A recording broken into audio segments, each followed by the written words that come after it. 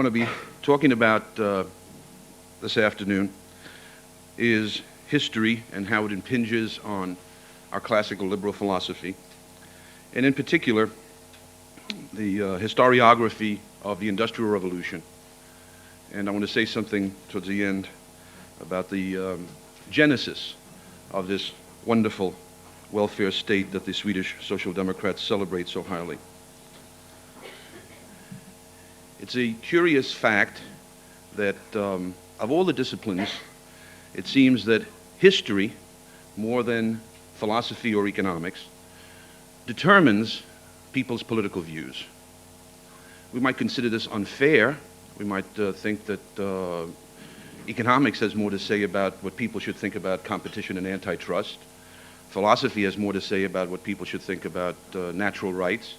But in fact, most often it seems that it's history or interpretations of history that will influence the positions that people take. Hayek has mentioned this.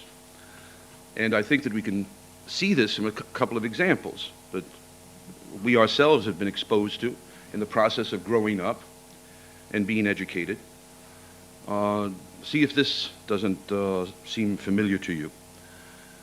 This is how the story goes. There was at one time a period of unbridled laissez-faire capitalism, or Manchesterism as it's sometimes called. And what happened?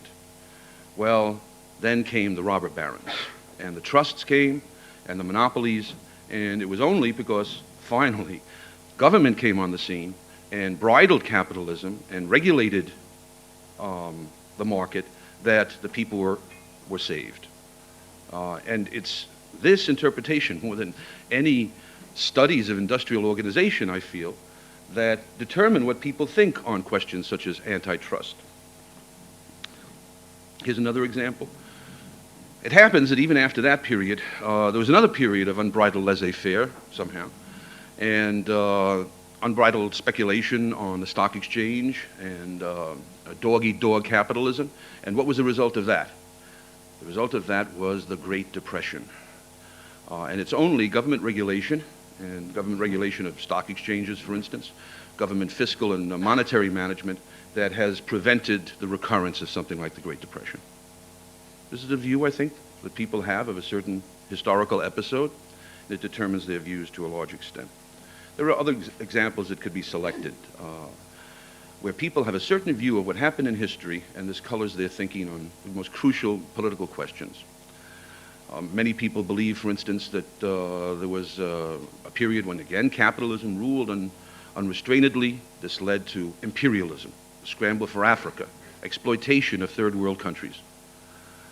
This, again, to the debit of capitalism, to the debit of the market, as if there were no such things as, in the scramble for empire at the end of the 19th century, as if there were no such things as French generals and imperial Russian bureaucrats and Japanese militarists and conniving Italian politicians and British bureaucrats interested in the strategic interests of Britain throughout the world and in national prestige. It's all to the debit of capitalism. Okay. Of all the historical interpretations that people have, of all of the historical views that influence their political positions, there is one that has been the most decisive of all. This is the set of pictures that every educated person in the world carries in her head about what happened in England between 1750 and 1850 to the working class. And I say this advisedly, and I think it's the case. The interpretation itself started in England, but then spread to the continent. It reigns in America and in the schools of the third world also. Something happened there in that period of laissez-faire that was awful and that should teach us a lesson, that never again will we permit this horrid thing called laissez-faire, because we know what it led to.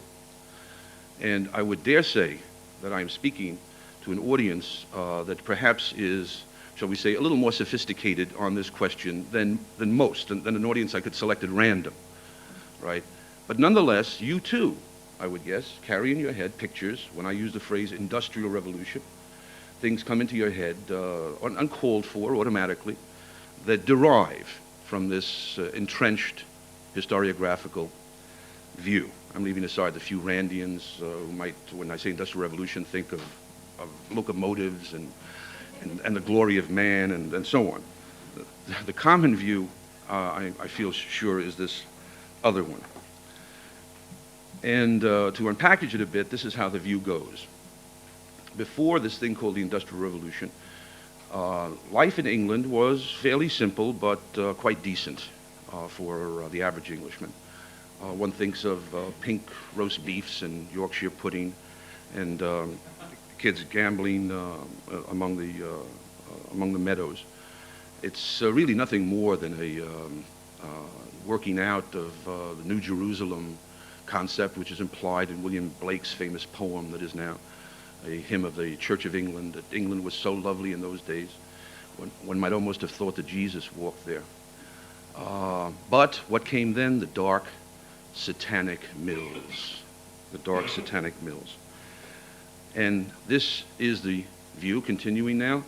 This plague that was the Industrial Revolution fell upon the working class of England, battered them into the ground until the time came when enlightened public opinion demanded government action. The government appeared on the scene, again like the U.S. cavalry in American Western films, tooting the horn and charging there onto the scene to save things, plus the labor unions. And then finally, things became decent again. This, more than anything else, has conditioned people's views, I think, on politics. Maybe we're getting a sense of how important history is and why, in George Orwell's 1984, one might say this was a novel about history, 1984. Do you remember the phrase, he who controls the present controls the past, and he who controls the past controls the future? This is what essentially is being said, and this is the core of that novel, and it's a very deep truth. I don't have very much hope in the short time that we have available of really permanently eradicating these pictures you have in your head. I don't think that a generation of scholarship could do that, even if it were taught as it should be at universities. But I would like us, for a moment, maybe to look at it from a different angle. Instead of that prevailing picture, let us try to form another picture. Let us try to glimpse what life was, what the world was like in the centuries before this terrible Industrial Revolution, and liberalism, which was its philosophy, came onto the scene. Let's pick a date, 1750. And I've assembled a few very commonly known historical items. I didn't have to research this very much. To give you an idea of what life was like, spiritually and materially, for the mass of people before capitalism and before liberalism changed the face of things. Try to imagine to yourself a world which is compatible with these facts. And I'm selecting these at random, both from the spiritual realm, as I say, and also from the material realm. In 1750, at the University of Salamanca, one of the great centers of learning of the Western world, it was prohibited to teach that the blood circulated in the human body because this was a terrible heresy. And we were very far from any kind of free market in ideas. The authorities ruled over human minds. Indeed, in Spain, there still existed the Inquisition. This world that was replaced by liberalism and capitalism in 1750 was a world where, in the great cities of Central Europe, every night at a given hour, the Jews returned to their ghettos. That was the law. They were resident aliens, barely tolerated. In Koblenz, in Frankfurt, in Rome, in Venice, Vienna, you would see them go back to their area of town, and that's the way the world was like.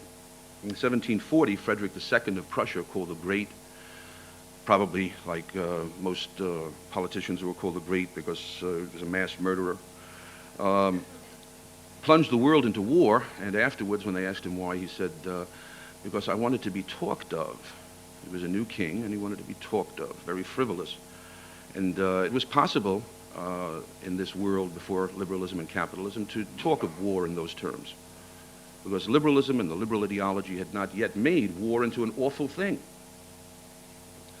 And now to get closer to the individual and his relationship to the material world and the material conditions of his life, to take another fact from this world. In the year 1732, there was born into a middle-class family in England a man who afterwards became Edward Gibbon, the great English historian of the decline and fall of the Roman Empire. And in his autobiography, he says that in my family, several of the boys were named Edward. What happened to the family? They had some crazy Edward fetish? What is this? He said, well, the reason was, of course, obvious, and that is that most of the children were going to die, and Edward was the name of my father, and they wanted to make sure that the father's name was kept by one of the sons. And he says, it may seem a strange thing, but it is in the course of nature that a child dies before his parents. You can find this in his autobiography. And we read that in Sweden and in Norway in those days, the peasants, who of course were the great majority of the people, mixed the bark of trees with their grain to make bread. Now this wasn't any sort of yuppie search for increased fiber in their diet. I mean, don't get that sort of idea. It was a consequence of their utter, to us, unimaginable poverty. We're used to thinking only of dark-skinned people as poor and as miserable as that. And here's a fact I like. It comes from the great French historian Fernand Braudel. And much of this increased knowledge of the world before industrialism does come from this school of French historians, the Annales school, who make it their business to study the fabric of society and not simply what the kings and popes are doing at the top. And Braudel points out that in 1695 it was a terrible, terrible winter. The peasants were starving and freezing and dying in their hovels. And Louis XIV, the Palace of Versailles, the Sun King, le Roi Soleil, looked down and noticed that the wine had frozen in his glass. Even the King of France could not lead a simple, comfortable life of the sort that's enjoyed by the great majority of the people in the West. We read that at the end of the 18th century, a French revolutionary says, happiness is a new idea in Europe. And we read of the emphasis, of course, in the Declaration of Independence by Thomas Jefferson on the concept of the pursuit of happiness. Now, for the first time, it's becoming a possibility that the majority of people, the great masses, could, if things work out right, with the right institutions, with luck, be happy. This had not occurred to people in ages before. This is the world as it had existed before. And in fact, as I'll mention, a great change is coming over the scholarly world in connection with their view of what things were before and during the Industrial Revolution and after. However, the old view, as I said before, seems fixed. Seems fixed at least for a long while. Now, this old view, if you think about it, really was kind of a snapshot. That is, what the old view did was say, look, these are the conditions of working people in England in 1820, 1840, whatever. The more sophisticated view takes a different approach. Because it says, for instance, a snapshot can't tell you, a single snapshot can't tell you what change occurred, whether this was better than what had gone before. And a snapshot can't tell you, most importantly, any kind of answer to the hypothetical question, is this better than what might have been? The snapshot cannot sort out the factors. Okay, these people are very poor. What caused their poverty? There were other factors working at the time besides the Industrial Revolution, obviously. What causes their poverty? Could it be that part of that miserable condition is due to totally different or even antithetical causes and not to industrialization?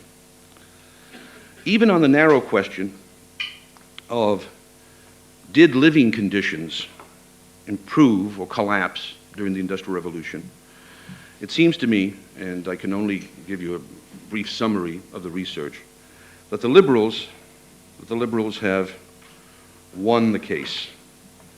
Let me mention, by the way, that I'm simply amazed. I think all of the people from the United States and England and other English-speaking countries are amazed here with the knowledge of English of the Europeans, so that it won't be a problem if I mention a book in English for you, where you can see that this is a very good book. It's a small book, but it gives the debate. That is, it gives big chunks and significant excerpts from people who want to downplay any kind of advantage of the Industrial Revolution, who want to insist, no, all in all, it was bad for the working class.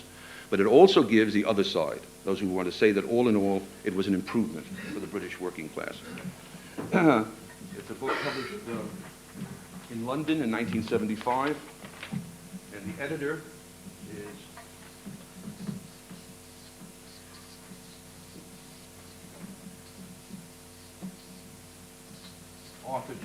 Arthur J. Taylor, and it's called The Standard of Living in Britain in the Industrial Revolution, a very straightforward title. And there you can read in much more detail the sort of things that I'm trying to summarize now. I can only give you one part of the debate, fundamentally, but you can read this, you can read other works which are mentioned in the index, you can read other works I'm going to mention, and you can come to your own conclusion. Now, the new research that has been done on this question, did living standards improve or go down, has had its effect even on the opposition. Now, here's an author who is one of the most famous economic historians who still wants to say, no, capitalism did working people a very great wrong. He's an English historian named E.P. Thompson. And he has a great famous book called The Making of the English Working Class. And here, it's a very big book dealing with class consciousness and many different issues, but he does, in one section, deal with this debate. And as you can see, what he and his friends are trying to do is to shift the ground of the traditional debate. I want to quote from him. He says, "It is quite possible for statistical averages and human experiences to run in opposite directions." You see that already he's trying to set up this, the grounds for some kind of concession. "A per capita increase in quantitative factors may take place at the same time as a great qualitative disturbance in people's way of life. People may consume more goods and become less happy or less free at the same time." Okay, these are wonderful, very true, very true. What is he trying to do here? He's clearly trying to discount the concession that he's about to make. And keep in mind what great concession this is, because this is from the most severe critic. You understand all these things are debated. What were wages really? How much did people consume? Indices are examined and so on. So this is the most severe critic of the point of view of improvement, and this is what he says. Over the period 1790 to 1840, notice he selects the year 1840, okay, not the year 1850, because that's going to make a difference to his argument. There was a slight improvement in average material standards. We are a long way now from J.L. and Barbara Hammond, who set the opinion of a whole generation and more, the British economic historians, who said the Industrial Revolution fell like a plague on the working class of England. Okay, we're a long way from that. We have the concession that there was no collapse of living standards. There was, in fact, a slight improvement. Thompson says, by 1840, most people were quote, better off, unquote. His quotes. I mean, I don't understand why you have to say, put that in quotes. I mean, they were better off, sure. Why don't you just say it? They were better off than their forerunners had been 50 years before, but they had suffered and continued to suffer this slight improvement as a catastrophic experience. Well, okay, debatable. That certainly is debatable. What he has conceded is what all along was the central part of the debate, was the theme of the contention. And that, what he surrendered, is the question of living standards. I might mention, this is now the tactic that's being taken. People who want to still continue to attack capitalism say that, okay, living standards, as if that were important. What really is important is the network, the tight network of community relationships that existed in the countryside. What is really important is the sense of independence of a boss, of a working family that tills their own land or works 18 hours at domestic industry, 18 hours a day domestic industry. Those sort of things are more important than mere material standards. The reductio ad absurdum of this is an American professor named Iggers, who happens to teach at the University of Buffalo, fairly well known, who wrote on this issue, and he divides the people off on this question. It's a historiographical essay. So on the question of what happened in the Industrial Revolution, he's examining that. Now, the people who think that conditions improved are generally called optimists in the literature, and the others are called pessimists. He calls the optimists the materialists, and the pessimists the humanists. Okay? Materialists, because they dealt with living standards. I really wish that Karl Marx or Bertolt Brecht were here to deal with that. Somebody scoffing at having enough food to eat as a Marxist scoffing at having enough food to eat as mere materialism. Can you picture what Marx or Brecht would have said about that? The stinging irony of it. It's all turned around now, and it's these vague so-called humanistic things that they want to make the center of the argument. Now, to return to Thompson, who is a much more significant historian, he talks about the terrible living conditions, for instance, the slums. And Thompson has enough honesty to admit the following. Despite all that can be said as to the unplanned jerry building and profiteering that went on in the growing industrial towns, the houses themselves were better than those to which many immigrants from the countryside had been accustomed. Okay. I mean, they were awful, they were smelly, they were disease-ridden, but what do you think life was like in the countryside? You think rural Europe was the San Joaquin Valley? And here, Thompson, who has a sense of that, the life of the people in the countryside, says, yes, it was awful.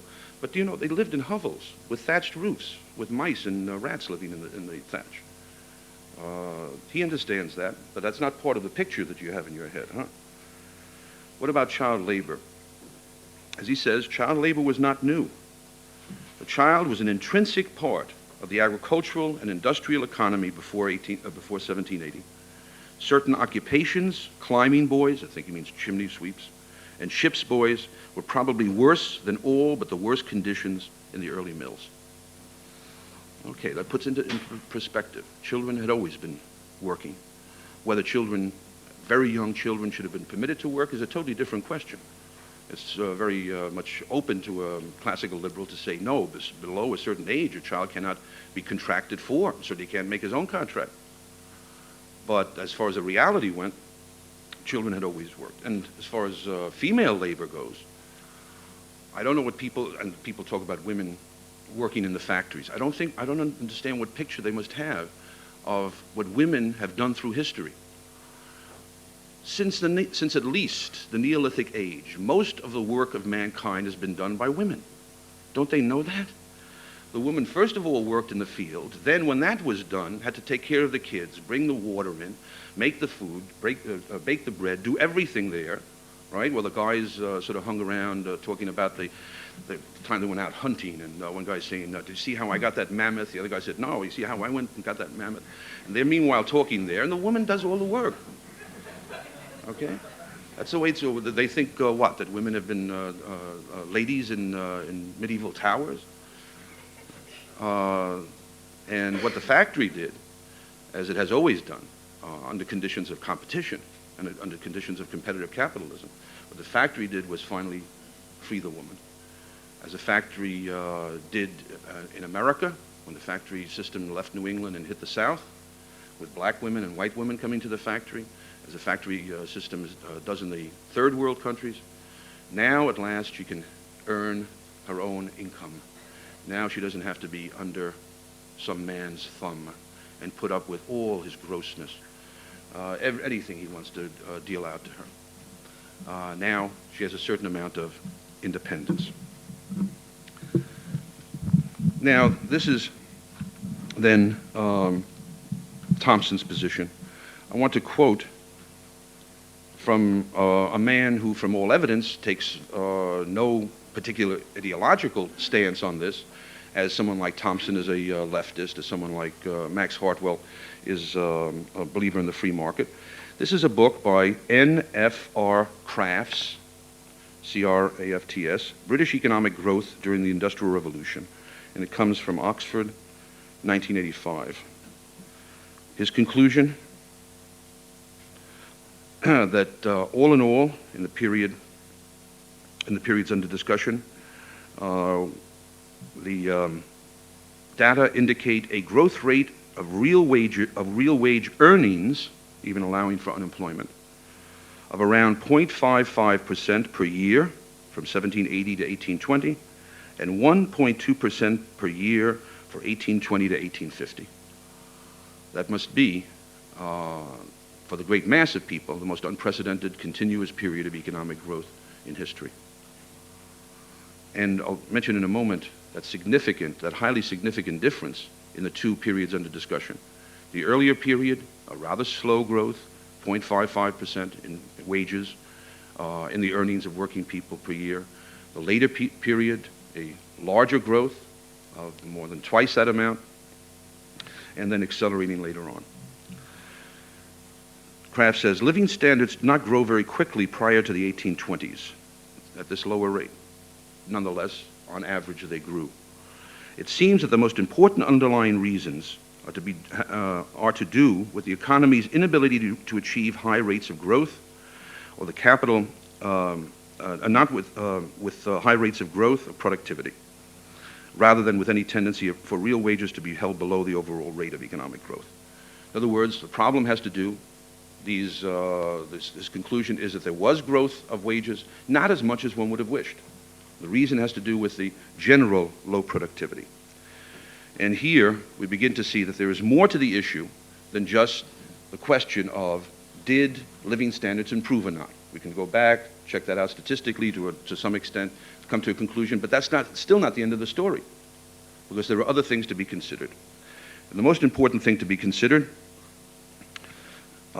is the fact, which is emphasized now by a number of economic historians. The man I just mentioned.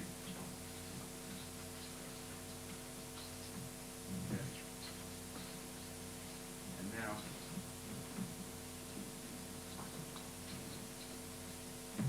now, Jeffrey Williamson of Harvard University, in a book, Did British Capitalism Breed Inequality?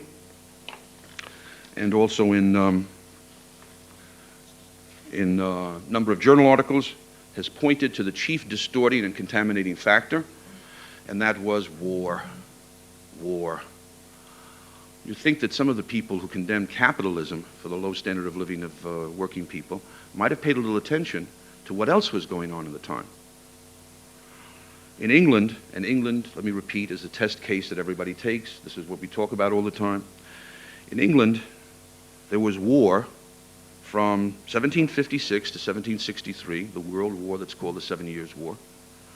Then from 1776 to 1783, it's a little matter of settling accounts with our British cousins. Then from 1793 to 1815, 1793 to 1815, a whole generation of war, the war against revolutionary France and against Napoleon. So that in the first half of this whole period of the Industrial Revolution, England, at a period of 65 years, England was at war for 36 years. And the war against France was the costliest, really the most expensive war in the history of the world up to that time.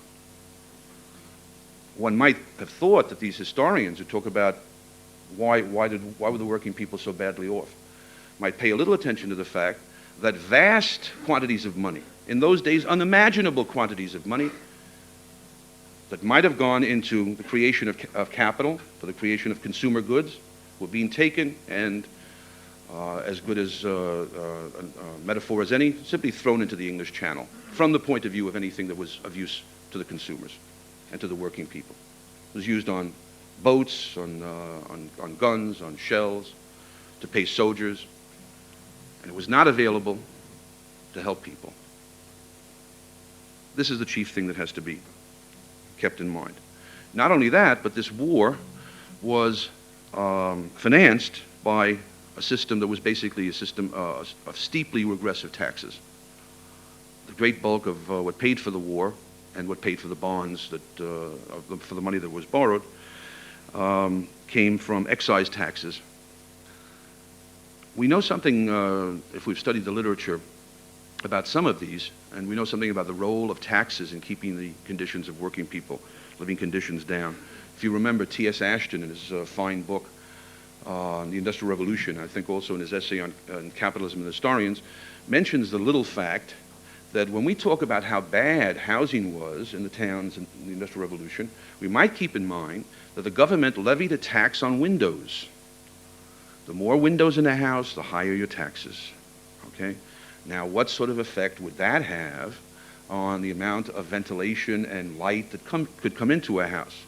I mean, you don't have to be a super economist to figure that one out. There were taxes on the importation of timber from the Baltic. Worst of all, there was the Corn Law.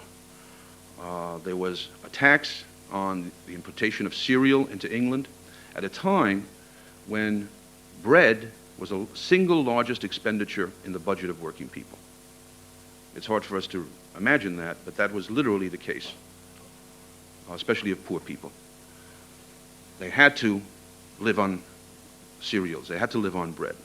Much of it was imported, and in 1815, after stabilization came, the British aristocracy, the owners of the land of Britain, decided that they didn't want to do away with their windfall profits that had come from being difficult to import cereals during the time of the war against Napoleon. So they levied the Corn Law tax, which was a tax on those who consumed bread. If you want to know about the standard of living of people, as I say, you can't take a snapshot. You can't simply look and see, were these people miserable? Yes, they were very miserable. They were quite poor from our point of view. First of all, what were things like before? And secondly, what caused that misery? And then the further question comes up, and really in a sense the most important question. What would things have been like if there had never been an industrial revolution in England? What would things have been like for the working class? Okay, it's very easy for tenured professors to tut-tut about how bad things were. It's very easy for bureaucrats to tut-tut about the awful conditions in sweatshops for the Hong Kong Chinese or for El Salvadorans in New York. It's very easy for them to tut-tut about how terrible things are for agricultural laborers who come in from Mexico and Honduras to work in the United States. So what do? They shut down the sweatshops. They patrol the border so the Mexicans and Hondurans can't come in to work in these awful conditions. Right? That's certainly a very great advantage for the Hondurans and the Mexicans and the Hong Kong Chinese, isn't it? So it's very easy for people to say how awful things were for the working class. But what would things have been like for the English working class if there had been no industrial revolution? We have to consider a very important fact, and that is that England went through a population explosion. The population of England in the period we're talking about increased by something like 2.5 times. Okay? There were millions and millions of Englishmen now to be taken care of somehow, and one wonders how that would have been done in the absence of the increased productivity that came from industrialization. What would have happened to them? What would have happened to them? This is, by the way, the judgment of another author, a British historian named Edward Evans, again a book from last year on the industrialization of England. Again, a man who was not a liberal particularly. In fact, he attacks the Industrial Revolution. He says it created a good deal of pollution. Now, he's not obviously sophisticated enough to know that pollution is not per se a problem of capitalism. Pollution has to do with the vagueness and indeterminateness of property rights in many cases that permits pollution to take place. Okay, but anyway, that shows that he's not some free marketeer. And he confirms what Ashton already had said, what Max Hartwell says on this issue. Do you want to know what would have happened to the English working class with the population explosion if there had been no Industrial Revolution? Then go to Calcutta. Or, closer to home, go to Ireland in the 19th century. Okay. There was a society that increased also in population tremendously by about the same rate that the British did. And they were fortunate enough not to be subjected to those dark satanic mills. They were lucky. So that when the potato crop failed in 1845, there was nothing. Ireland today has a population less than half of what it had at its peak in the 19th century. As far as I know, Ireland is the only country in the world that's gone down in population. What happened to all these people once subsistence agriculture failed them? As Evans said, they fell right down into the Malthusian trap. About 1 million died of starvation. Another 1 million immediately emigrated to America and England and other places, and more emigrated as time went on. So that this, in a sense, is the crucial question, not what actually did absolutely historically happen, because a large part of what happened was not the result of the Industrial Revolution, but of other things, for instance, the war. The question is, what was the net result of the Industrial Revolution? And here, I think one could say the case is really closed, except, that is, the net effect of industrialization, not the question of the actual living standards, but the net effect of industrialization. Except for a few diehards, I think the verdict can be said to be in. And that is that the Industrial Revolution, to put it in our terms, historians don't generally talk in superlatives, the Industrial Revolution was the greatest blessing that could have occurred to the British working class. It saved them from the horrors that non-industrial societies had to undergo under the same circumstances. Finally, our knowledge of the meaning of the Industrial Revolution has been immensely deepened by studies of what life was like before. Here I can mention another book by Neil Hedrick.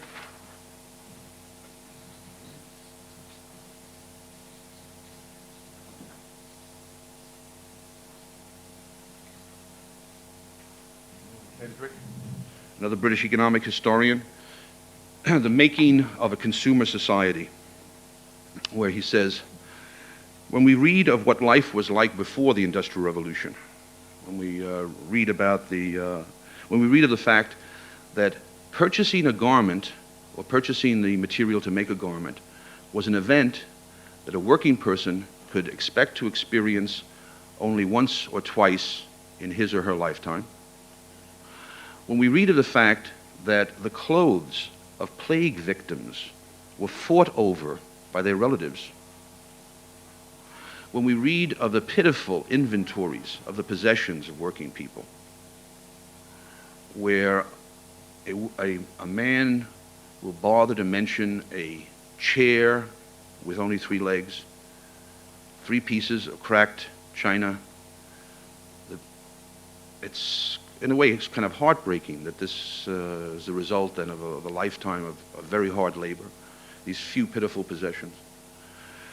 When we read of the sickness that threatened their lives, when we read of infant mortality, then the difference the Industrial Revolution made to mankind becomes evident. And just a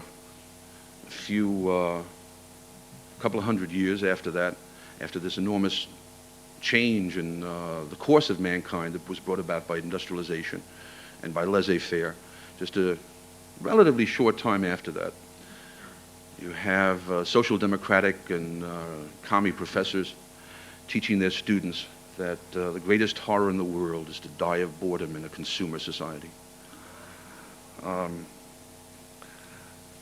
Okay, this then what was occurring, this change in the material conditions of life, accompanied by the change in the spiritual conditions of life, which I sort of implicitly indicated by my examples at the beginning, a greater freedom for the individual in his religion, in expressing his point of view, in learning about the world, together with the greater dignity in details that comes from having a certain amount of comfort and affluence. This is what was occurring in England, and then in America, and then in Europe in the course of the 19th century. As time went on, it could not be denied any longer that things were improving for working people.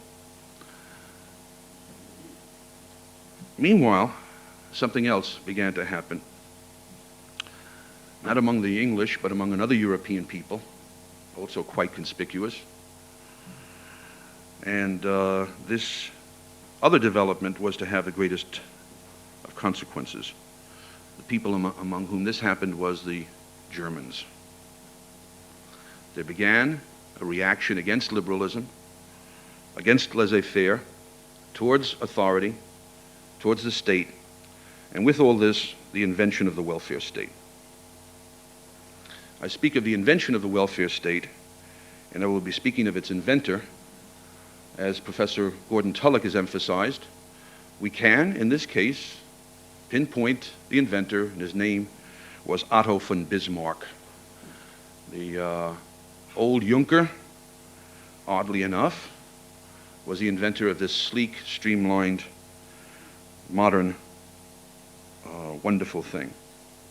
Now this, in a sense, goes against what is sort of the consensus of views very often among historians of social policy, as it's sometimes called. They want to say that the welfare state is a reaction to the logic of industrialism, or somehow inevitable. Two British historians of social policy, have published a number of very interesting articles about this. John Carrier is the name of one man, Ian Kendall the name of another man, and you read journal articles all the time if you're in that kind of business. It seems to me that their articles have made a difference in my thinking. Their point is that there's a kind of bad faith involved in that approach. What people who talk that way want to say is that somehow what happens in human affairs is an automatic, mechanical reaction to external conditions. They want to say that there was no choice involved in the matter. It's sort of like a flow of a current of a that basically cannot be stopped.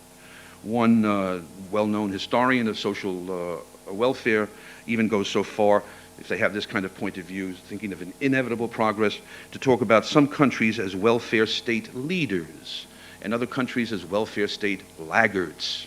Okay, this is in wertfrei, value-free science, right? When you start with the assumption that somehow industrialism per se produces a welfare state, they have a different kind of approach. They think that these questions are often, and to a large extent, the result of human choice. So that we want to examine the conditions of choice and the people who made these choices. As they say, the social problems of industrial society are first of all never self-evident. The supporters of the standard view seem to ignore the possibility that the development of welfare activities could result from the purposive action of members of society. They also point out what creates a problem. How does a social problem become a problem? Is it obvious? Does it come with a label that says it's a problem? There are certain people who argue, perceive, want to maintain, want to convince you that that's a problem. Why is one thing a problem at one time and not at another time? You understand? It doesn't make itself obvious as a problem. It has to be accepted and taken to be a problem, and there are people who do that, who do the taking and the labeling of that as the problem. If the social welfare legislation were an inevitable reaction to industrialism and to the Industrial Revolution, then it is very hard to understand why it should have originated in Germany and not in England, and England only taking it up decades after the Germans did, whereas England was the first industrial power and much more highly developed than the Germans. And it's also, as these gentlemen point out, very hard to understand, and as others have pointed out, why social welfare legislation should have appeared in Ecuador and Brazil and Ethiopia before it did in the United States. One doesn't want to be insulting towards developing and struggling nations, but still, when all is said and done, they were hardly as advanced as the United States in industrialism. So how come the welfare state, on the federal level at least, only exists in America from 1933 on, and already had become accepted in very backward countries? It is a question of decision. It's a question of human choice. And let us examine, what I want to do is direct some attention to this inventor of the welfare state.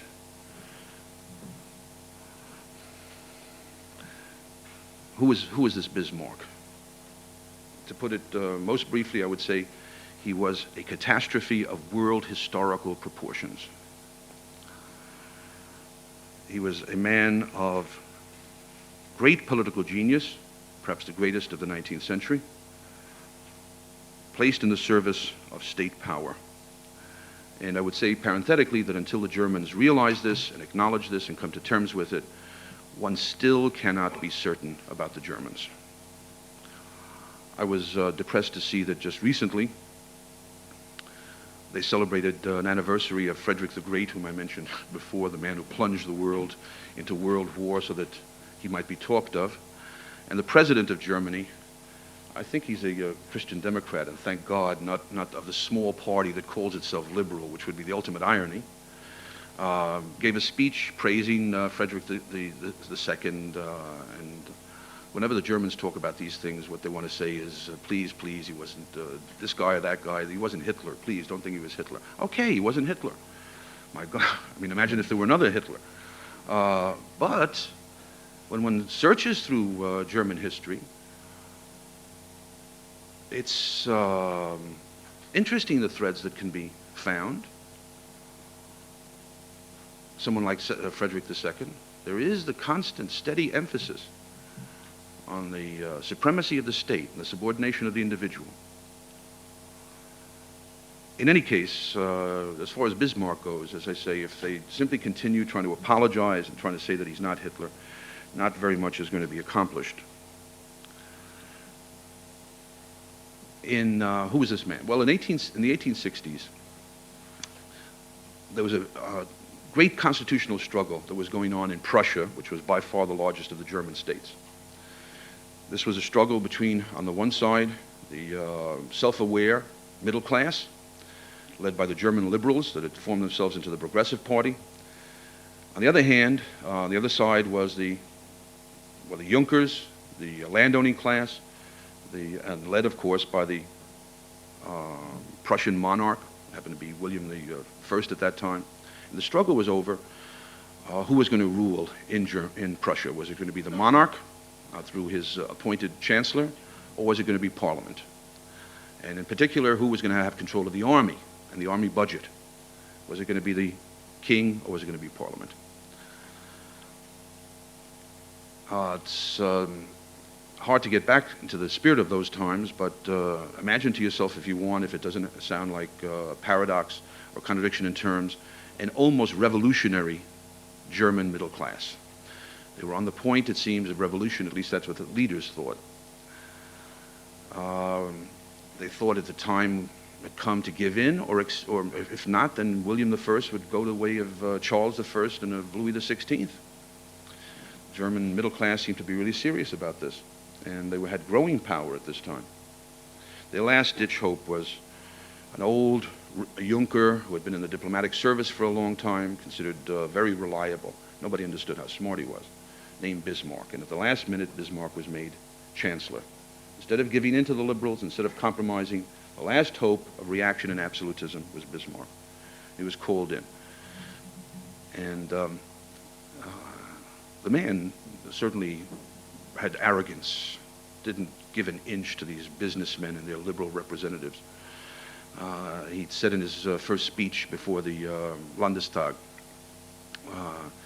I'm interested in the unification of Germany, that's dear to my heart, but it's not going to be done. The unification of Germany, which is our great hope, will not be accomplished by resolutions and democratic votes. That was the mistake of the revolution of 1848. German unity, when it comes, will be achieved through blood and iron. Through blood and iron.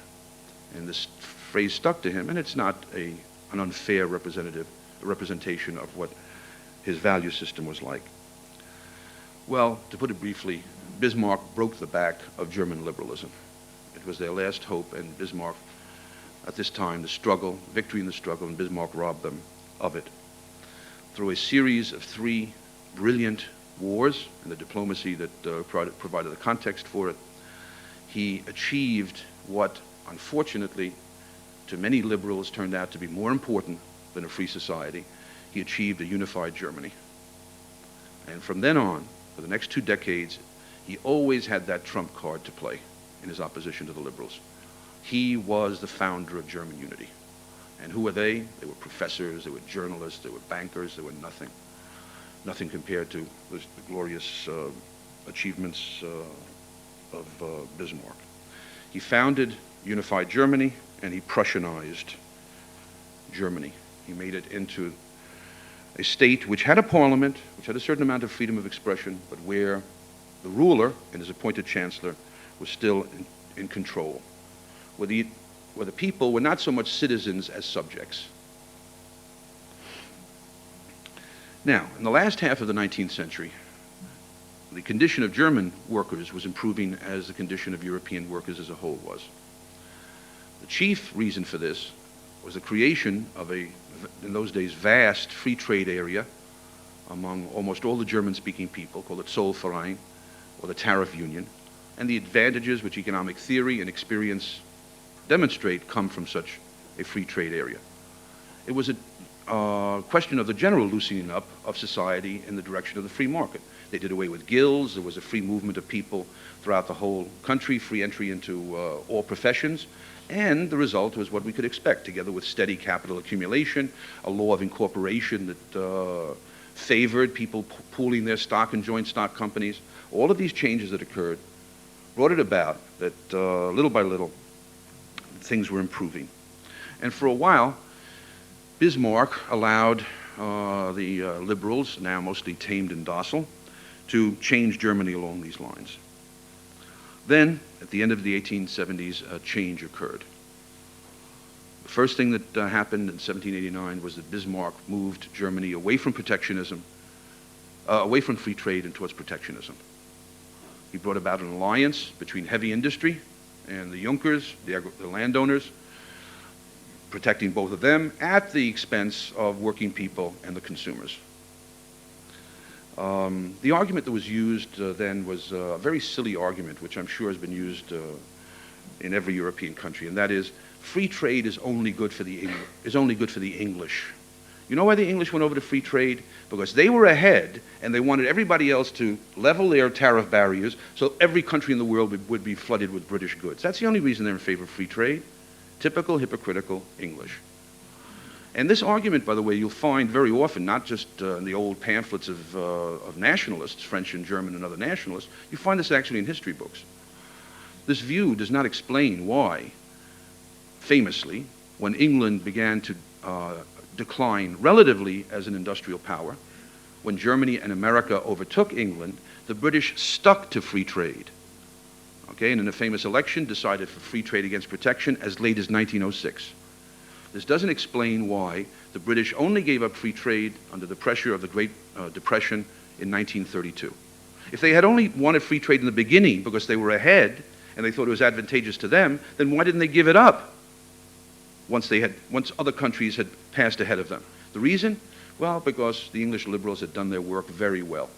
And not only the middle class, but the English working class understood that free trade was in the interest of consumers, and that they would be spiting themselves, they would be harming themselves to set up tariffs. Nonetheless, the Germans bought this argument, and protectionism came about, had a domino effect. The age of free trade was over. Nobody realizes the kind of seeds that are planted by something like this. As Leonard was talking about the other day, people think that they're only putting up protective tariffs. People don't realize they're also changing things in the other country.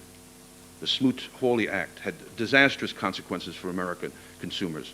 It also had the consequence of convincing many Japanese that the only chance to survive in this world was now to carve out an empire of their own and to go the militaristic route. One of the consequences of the Bismarck tariff was the beginning of alienation and hostility with Russia. The Germans and the Russians had been friendly for quite a while, Bismarck friendly towards the Russian government. Now, the Germans are excluding Russian wheat. Russian wheat can't get into the German market. This certainly adds to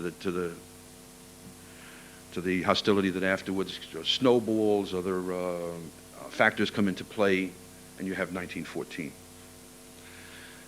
But as another part of Bismarck's program, what he does is come up with the concept of social insurance. Afterwards, he's going to also add to this package not only protectionism and social insurance, but colonialism and imperialism. This is truly the invention of the welfare state, because now the state is not saying, as it has said for a long time, we will provide for the indigent, we will provide for paupers. The state is saying we will provide for all working people, or afterwards we will provide for all the people of society. So that you have now an important change of principle. Why did Bismarck do this? Well, first of all, he personally had been for a long time an opponent of the new industrial system, did not like to see the old craft guilds replaced by the factories. He has statements that come from the earlier part of his career where he sounds like some British Tory talking about the terrible factory system, the creation of a new proletariat that is being exploited by the capitalists. He says, nobody is ever hungry in the great estates of Prussia, where I come from, where they looked after by their protective lord and the ruler of the estates. Those people are not hungry. Those are happy farm folk. The only hungry and miserable people to be found in the factory town. So he was a man who was at odds, you might say, with the new world system. But more important than that, he first of all had an immediate political aim, which was to combat the Social Democrats. And beyond that, and most of basically, he wanted to tie the working class of Germany to the state.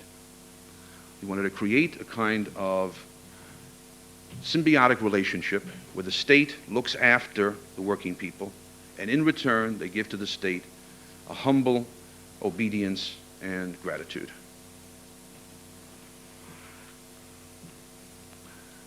The issue comes up then in 1881 when he proposes his first accident insurance bill. It's very interesting to note, by the way, that before he did this, he had had long conferences with German industrialists, with the representatives of German heavy industry. And you find this in the history of the United States. I'm not sure, to a degree in the history of England. I'm not sure about other countries. But there's the cloven hoof of corporate capitalism very often there at the beginning of these social insurance schemes. We're talking about accident insurance now. What had existed was a liability law dating from 1871. And many of these industrialists did not like the fact that, first of all, their workers could haul them into court over some accident that occurs at the job and prove in court it was the boss's fault and I have to be compensated now by the boss. They didn't like that. They also were aiming at, with the state subsidy for this insurance, to socialize the costs of accidents in heavy industry where most of the accidents occurred. So that one can find in the early history of the social legislation, a name such as Karl Ferdinand von Stumm, who was called the Baron of the Saar area, coal and steel. Why is somebody like this interested in social insurance and pushing for a welfare state? To a degree, he had a self-interest involved. And this was important in getting some of the votes that pushed the bill in. Bismarck proposed a compulsory insurance scheme for accidents, where 1/3 was to be paid by the worker, 1/3 by the employer, and 1/3 by the state. It was to be administered by the state. Bismarck said no private insurance agencies. He said no dividends from human misery. As if, of course, the landed aristocrats didn't make dividends or profits off the scarcity of food, huh? But you see here the kind of deep animosity towards capitalism and towards a market way of earning a living that was typical of an aristocrat such as Bismarck. The whole ideology that was involved was highly significant. Bismarck hated, even more than he hated the socialists, the liberals of his time, because he thought they were a greater threat. He didn't think the socialists were going to be that much of a threat. Okay, this is the great conservative talking. See, you might try to think who this reminds you of. This is in a private conversation that was later recorded. The Progressive Party, that is the Liberal Party, and its clique of Manchester politicians, the representative of the pitiless money bags, has always been unfair towards the poor. They have always wanted, to the extent of their powers, to hinder the state from protecting the poor. Laissez-faire, the greatest possible self-government, lack of any control, opportunity for the absorption of small business by big capital, for the exploitation of the unknowing and inexperienced by the clever and the cunning. The state should be merely the police, especially for the exploiters. That's the sort of thing one can find among German nationalists and conservatives and right-wingers all the way up to Joseph Goebbels. This hatred of, this very particular special hatred of capitalism, to the point where Bismarck entered into conversations with the leader of, secret conversations with the leader of the German socialists, Ferdinand Lassalle. What Bismarck wanted to do was what Napoleon III had done to an extent in France, what other conservatives in Europe in this situation were toying with. The idea of a coalition between the old traditional elite, the monarchy and the landed aristocrats on the one hand, and the masses on the other, both against the middle class led by the liberals. Which is one reason why Bismarck, when he sets up his Reich, introduces universal male suffrage, which was very unusual for Europe at that time. All the people, all the masses of people, peasants and workers, have the right to vote. Bismarck did not hesitate to go so far as to call himself a state socialist. He said, state socialism will win through. Whoever grasps it will grasp power. State socialism, not worker socialism, not revolutionary socialism, but socialism from the top down. So the stage was set a little over 100 years ago for the first conflict of two worldviews on the first proposal for social insurance, the first element of the welfare state. The liberals were ready, and they made a heroic stand. There was Ludwig von Bismarck. These names are all forgotten now, but maybe they deserve to be mentioned sometimes. Ludwig von Bismarck, one of the representatives of German Jewry, who were a mainstay of German liberalism. What will be the, sorry for keeping interrupting myself, but also a translator into German of Bastiat. What will be the limit of state intervention? The great question is whether in the place of human individuality, of self-determination, of the free initiative of citizens who are of age, should be placed the supervision of the police and the providing hand of the state. This is, he says this is reminiscent of the last days of the Roman Republic, where the state showers benefits or pretends to shower benefits on the people. Another leader of the German liberals, Eugen Richter, who was Bismarck's most bitter opponent, a man I think that most of us would like very much. After I leave here, I'm going to be traveling down to the south of France by way of Germany. And when I'm in Cologne, I will take a bus trip to Hagen, and I think I will probably be the first person in a long, long time to go to Hagen specifically to see the statue of Eugen Richter, who was for many years the member of the Reichstag from that town. He fought against it all. He fought against the law, against the socialists. He fought against the laws against the Catholic Church. He fought against the protective tariff, against colonies, against the big naval bill that put Germany and England on a collision course that was going to lead to 1914. They said about him that he was always against things. I like politicians who are always against things. Some of his arguments were, as our arguments might be, pragmatic arguments, sort of utilitarian or consequentialist arguments. He says private insurance companies are always going to do it better. They're also going to have a special interest in seeing that accidents don't occur so that they don't have to pay off. He says we have private insurance companies that are blossoming now. We have mutual self-help associations for workers. They're going to be killed when the state steps in and takes over everything. He says, he spoke to Bismarck and the conservatives in the Reichstag. He says, that is the fundamental difference between the conservative and the liberal party. You conservatives overestimate the use of force, the influence of the police, while on the liberal side there is a preference for voluntary action. And then in his major speech, he warned, as Bamberger had warned, that this was only the first step. It would open the door to the principle that the state is now responsible for alleviating the inadequacies of society. It would counteract the growing sense of individual independence in society. Bamberger had said very perceptively that we are now taking a step which will be of the greatest consequence for Germany and perhaps for the world. But the liberals were defeated. Bismarck in this was aided by a group that was coming to influence in Germany called the Socialists of the Chair, the Katheder Sozialisten. That means the chair in the sense of a professorial chair, an endowed chair. They were professors, and they were socialists of the chair as against the Marxists who were the socialists of the street. They were men like Gustav Schmoller, who said that any follower of Adam Smith is unfit to hold a chair of economics. I remember years ago, Schmoller was a special bête noire, a special hobby horse that Mises used to ride all the time. At the seminar at NYU, every once in a while, Mises would talk about Schmoller, and you could see his eyes sort of blazing with suppressed hatred from generations back. And we thought it was kind of funny. I mean, how can anybody get excited by an old, dead German professor like Gustav Schmoller? But then one learns things as one gets on, and I think one sees what Mises had in mind. The consequences of someone like Schmoller and the things he taught and the domination of the school in German universities were much worse than the consequences of some maniac killing somebody in the street.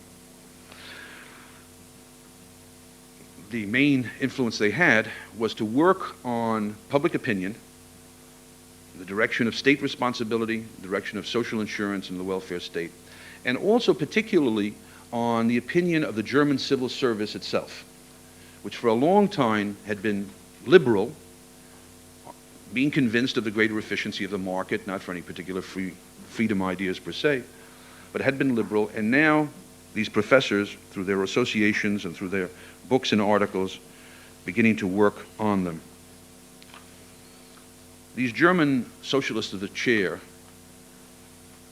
and their successors, innumerable professors of sociology and social work and social policy in all the universities of the world, remind one of what an American sociologist named Alvin Gouldner